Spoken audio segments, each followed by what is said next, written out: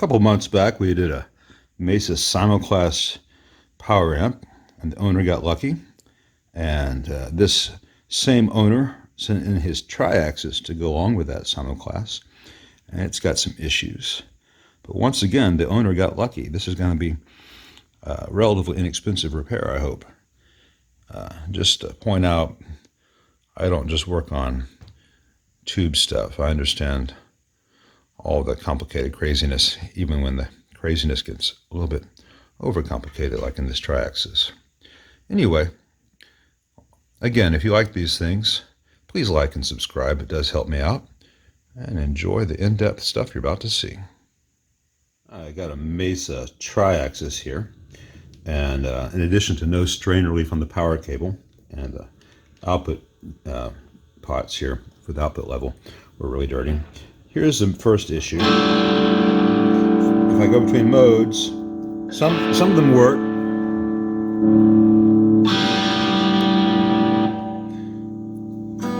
But then some of them don't do anything.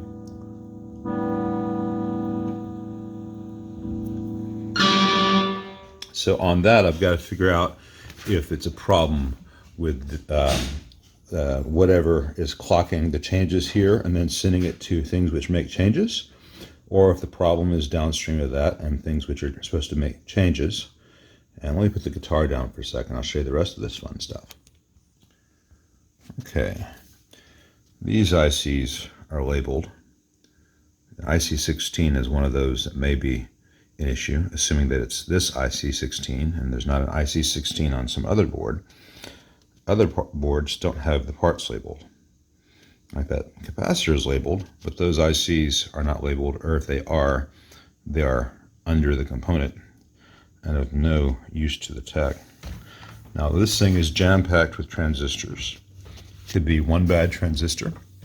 This thing is jam-packed with LDRs that do the actual changes.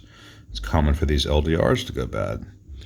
I see here one burned, scorched tantalum capacitor. That's possibly the issue. There are odd things I've already measured, like this IC16 here. It's the right chip to match up to an IC16 on the schematic that says it's on a board with a code, and these boards don't have the board number codes printed on them. So I'm hoping this is the one, but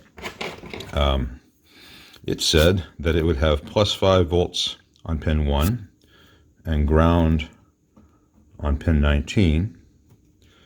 I'm actually measuring -5 volts there instead of the positive.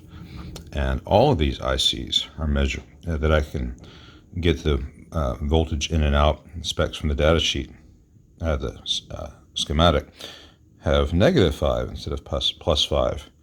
So I may be on the wrong board. Maybe the board's underneath this, because this is a daughter board here. Maybe the part I need is buried and hidden, and maybe it's a different IC16 that doesn't actually say IC16. So these are the things that make you want to pull your hair out. It's not just that the circuit is extremely complex. I can handle complexity. The issue is when they say that a component is on a board number, and not all the boards have numbers. Like this board is TX5A. This board is something, but I can't see what it is. It says it's IC16. Well, here is an IC16, but the voltage is different from what I expect, or what's on the schematic. What if one of these is the correct IC16, and this is the board in question? Well, these don't have a label on them. These caps are labeled, and that might help me trace it down, but the ICs themselves are not. What if the issue is underneath this board, but this board has to be in place for the amp to be tested? It's all kinds of stuff. Mesa never gives you a board layout. And all these things here, like these tantalum caps, to know which tantalum this is, which one in the circuit, I've got to remove this so I can see what the number underneath is. And that is a problem for every resistor. Many other capacitors in this amp, they just buried their stuff And I've spoken to people at Mesa before, and they don't know where things are on their boards. There's not a master key somewhere. So I've got to do some research, and before I reinvent any wheels, I'm going to reach out to some of my tech buddies and see if anyone has run into this before and already tilted the windmill and has slain the Mesa Dragon and knows what the fix probably is.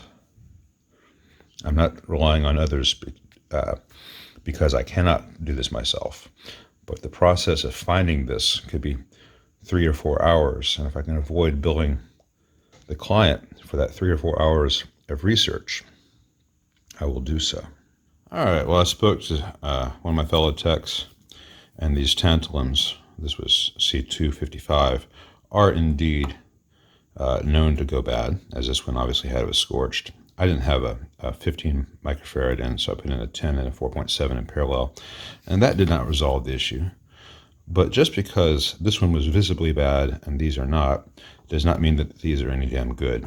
And these tantalum caps in all Mesas go bad a lot. So there are 8 little 15 microfarad caps.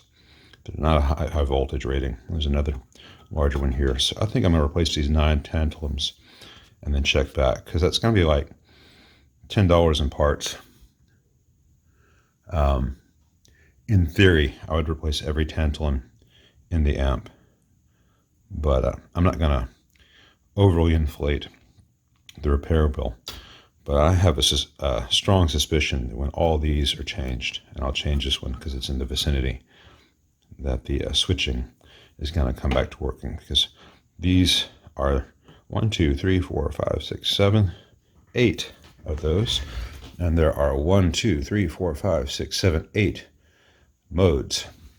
So each one of them is used in some version on this, and if one of them is bad, or several of them are bad, even if they're visibly okay, all of a sudden you don't get switching. So I think the owner is going to dodge a huge repair bill. It's much easier to deal with this than to track down which mystery IC16 it is. So let's stay tuned and see how we do once the parts come in.